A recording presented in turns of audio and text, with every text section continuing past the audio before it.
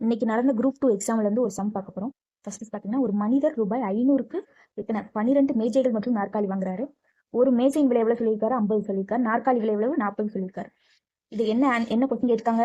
வாங்கிய நாற்காலி மற்றும் மேஜையின் விலையின் விகிதத்தை காண்க அப்படின்னு சொல்லி கேட்காங்க. என்னது விலையின் விகிதத்தை காண்க. அப்போ எவ்வளவு? 500 ரூபாய்க்கு வாங்குறாங்க.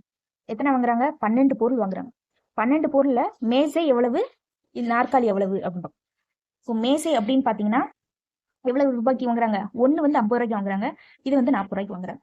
இப்போ இந்த 500 ரூபாய் வரணும் அப்படின்னா மேசை நாற்காலி எவ்வளவு இருக்கணும் அப்படின்னு பார்க்கணும். ஃபர்ஸ்ட் பாசிபிலிட்டிஸ் நம்ம வந்து பார்க்கணும். 2ல இருந்தே போனா 2 10 3 9 4 8 இந்த மாதிரி நம்ம வந்து போட்டு போயிட்டு. இப்போ ஃபர்ஸ்ட் வந்து நம்ம இந்த 2 10 அப்படின்றது பார்த்தோம்னா 2 மேசையின் விலை எவ்வளவு?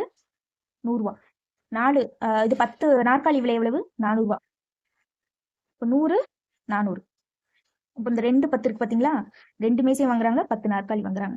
இதோட விகிதம் பார்த்தோம்னா 1.5. இங்க கொஸ்டின் என்ன கேட்டிருக்காங்க? நாற்காலி மற்றும் மேசையின் விலையின் விகிதத்தை காண்க. நாற்காலி மேசையின் விகிதம். இப்போ இது என்னது? 5:1.